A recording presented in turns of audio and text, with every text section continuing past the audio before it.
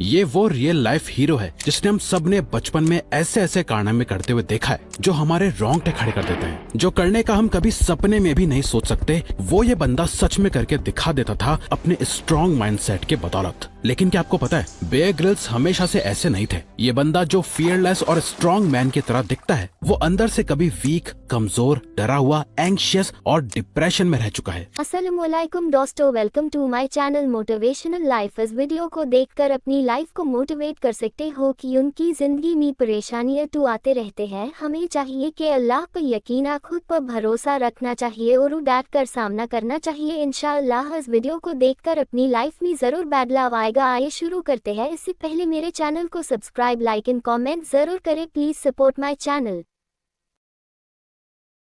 Bear Grylls अपनी autobiography mud, sweat and tears में लिखते हैं, डर आपको बाहर से सख्त दिखने पर मजबूर करता है, लेकिन अंदर से आपको कमजोर और वीक बना देता है। बेयर ग्रिल्स को सबसे बड़ा डर था हाइट्स यानी ऊंचाई का, जिसे एक्रोफोबिया कहा जाता है। लेकिन देखो ना, मिरेकल यह है कि कुछ साल बाद अपने शो के हर एपिसोड की स्टार्टिंग में ऊंचाई से हेलीकॉप्टर से उतरते थे और बेयर ग्रिल्स यूके की स्पेशल फोर्सेज SAS का पार्ट रह चुके हैं, जहां उन्हें पैराशूटिंग का खूब एक्सपीरियंस था। वो कई बार प्लेन से छलांग लगा चुके हैं। 21 साल के बेयर ग्रिल्स ने 1996 में जाम्बिया के एक मिशन के दौरान 16,000 फीट की ऊंचाई से छलांग लगाई थी, लेकिन इस बार उनका पैराशूट नहीं खुला। जैसे ही वो आसमान में कूदे, सही टाइम देख के उन्होंने पैराशूट को खोल दिया था, लेकिन फिर भी वो तेजी से नीचे गिरते जा रहे थे। जब उन्होंने ऊपर की ओर देखा तो उन्हें पता चला कि पैराशूट पूरी तरह नहीं खुला है। वो हड़बड़ी में पैराशूट के कॉर्ड्स खींचने लगे कि किसी तरह पैराशूट पूरी तरह खुल जाए। ये सब करते करते वो पेड़ों से टकराते हुए जमीन पे आ गिरे और एक झटके में अंधेरा छा गया। वो जमीन पे अपनी पीठ के बल गिरे थे और गिरते ही उन्हें भयानक दर्द महसूस हुआ। और बुरा तो ये हुआ कि इतनी ऊंचाई से गिरने के बाद भी वो होश में थे।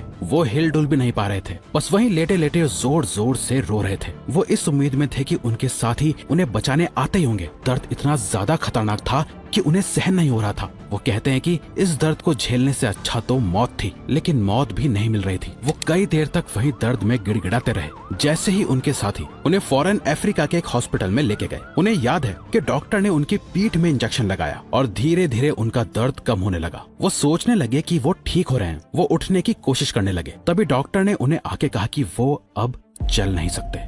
ये सुन के यंग 21 साल के बेयर ग्रिल्स की जैसे दुनिया ही खत्म हो गई। जब उन्होंने एक्सरे देखा तो उन्हें साफ साफ दिख रहा था कि उनकी रीढ़ की 3 हड्डियां T8, T10 और T12 टूट चुकी थी। ये इंसान के पीठ की सबसे मजबूत हड्डियां होती हैं, जो एकदम चकनाचूर हो चुकी थी। पहाड़ चढ़ने वाला नौजवान अब चल के बाथरूम तक नहीं जा सकता था। वो कहते हैं, पैराशूट से गिर के इतनी हड्डियां तोड़ने में इतना दर्द नहीं हुआ जितना 1 साल हॉस्पिटल में रह के इन हड्डियों को जोड़ने में उन्हें सहन करना पड़ा। हॉस्पिटल में बेड पे पड़े हुए वो सोचते थे कि शायद वो कभी नहीं चल पाएंगे। उनकी जिंदगी जीने का रीजन, मीनिंग और पर्पस ही एडवेंचर था। घूमना फिरना, नई जगह एक्सप्लोर करना। इस चोट ने उनसे उनके जीने की वजह ही छीन ली थी। ये सोच सोच के उन्हें रातों को नींद नहीं आती थी। एंग्जाइटी से वो पसीने में लथपथ हो जाते थे। उनकी सांसें फूलने लगती थी। उन्हें हर रात बस अफसोस होता था। खुद पे दया आती थी, खुद से नफरत भी होती थी।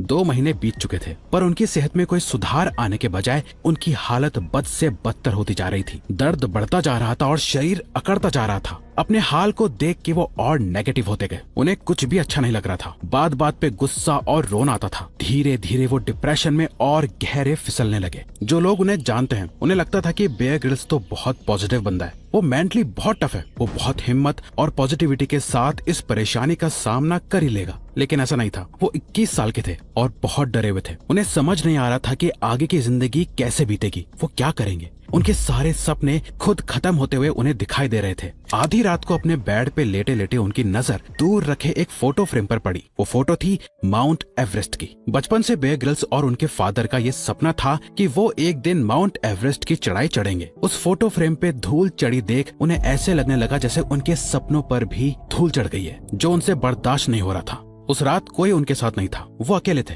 वो हिम्मत करके खड़े होते हैं और बैसाखियों के सहारे उस फोटो फ्रेम तक जाते हैं और धूल साफ करते हैं और बस यही सोचते सोचते सो जाते हैं कि कैसे वो अपने आप को जीने की हिम्मत दे सकते हैं। उनके सबकॉन्शियस माइंड में ये बात बहुत गहराई से जम गई। इस बात ने उन्हें हौसला दिया और जीने की एक उम्मीद दी।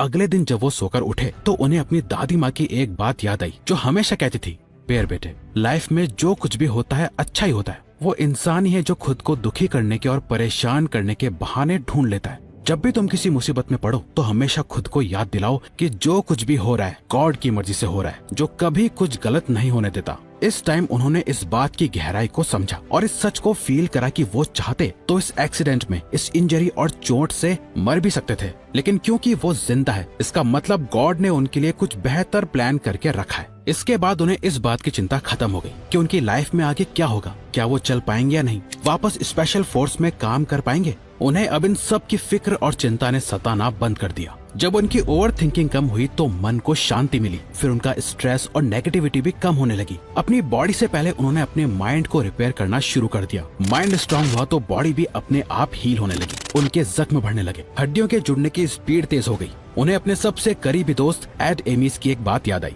जिन्होंने एक बार बेयर ग्रिल्स से कहा था, अक्सर भगवान की बुलाहट में जन्म, मृत्यु और फिर पुनर्जीवन होता है, और इस इंजरी से तुम्हारा पुनर्जन्म हुआ है।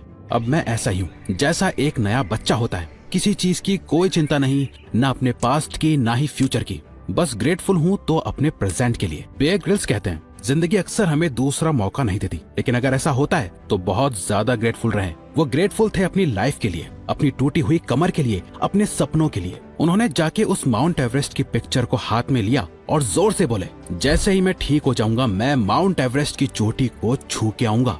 उन्हें इस डिप्रेशन से किसी एक चीज ने सबसे ज्यादा मदद करी तो वो था उनका लक्ष्य, उनका एम और गोल। उनके पास अब तक जीने का कोई रीजन नहीं था, लेकिन उस हालत में जब वो चल नहीं पाते, उन्होंने खुद से ये वादा कर दिया कि वो माउंट एवरेस्ट चढ़ेंगे। जब वो अपने आसपास के लोगों से कहते कि वो ठीक होके माउंट एवरेस्ट चढ़ना चाहते हैं, तो लोग उनकी बातों को इग्नोर कर देते थे, लेकिन उनका गोल एकदम क्लियर था। अब उन्हें जल्दी से जल्दी ठीक होना था। उनकी बॉडी और माइंड दोनों को एक गोल मिल गया था जिसपे वो मिलकर काम कर सकते थे। एक्सीडेंट के तीसरे महीने के बाद दर्द कम होना शुरू हो गया। 8 महीने बाद उन्हें हॉस्पिटल से डिस्चार्ज कर दिया गया। 1 साल में पूरी तरह वो ठीक हो गए, पर डॉक्टर्स ने उन्हें मना करा था कि वो स्पेशल फोर्सेज में वापस ट्रेनिंग नहीं कर सकते। कोई जॉब नहीं थी तो पैसा भी नहीं था, पर अपने सपनों को पूरा करने के लिए उन्हें 25 लाख की जरूरत थी। जहां उन्हें माउंट एवरेस्ट चढ़ने की ट्रेनिंग करी, उसके लिए इक्विपमेंट खरीदे थे, जिसके लिए उन्होंने करीब 250 कंपनीज को स्पॉन्सरशिप के लिए प्रपोजल्स लिखे, और सारी कंपनीज से वो रिजेक्ट हो गए। 250 बार रिजेक्शन फेस करने के बाद भी वो नहीं रुके। बहुत लोगों के दरवाजे खटखटाए, लेकिन बार बार निराशा ही हाथ लगी। फिर SSAFA फोर्सेस हेल्प ऑर्गेनाइजेशन ने उनके इस सपने को साकार करने में उनकी मदद करी। पैराशूटिंग एक्सीडेंट के 18 महीने बाद 16 मई 1998 उन्होंने अपने बचपन के सपने को सच करा। उनकी माउंट एवरेस्ट चढ़ने की जर्नी अपने आप में ही अलग कहानी है। ये सफर इतना भी आसान नहीं था। उनके साथ के 4 लोगों ने अपनी जान खो दी और उन्होंने 2 बार नियर डेथ एक्सपीरियंस फेस करा, जहां वो मरते मरते बचे। पर जैसे तैसे वो 23 साल की एज में माउंट एवरेस्ट की समिट तक पहुंचने वाले ब्रिटेन के यंगेस्ट पर्सन बन गए। इसके बाद उनकी कहानी बहुत फेमस होने लगी। लोग उन्हें सेमिनार्स में एज ए स्पीकर इनवाइट करने लगे। उनके ऊपर कई डॉक्यूमेंट्रीज बनी और फाइनली डिस्कवरी से उन्हें वो अपॉर्चुनिटी मिली जिसने उन्हें एक वर्ल्ड वाइड फेम दिया, जिसके बाद सब उन्हें मैन वर्सेस वाइल्ड से जानने लगे, और शायद आप भी उन्हीं में से एक हो। आप मेरे चैनल पर नए हो तो प्लीज सब्सक्राइब कर लो ताकि मैं और अच्छे वीडियोस बनती रहूं और आपको मोटिवेट करती रहूं। अल्लाह हाफिज।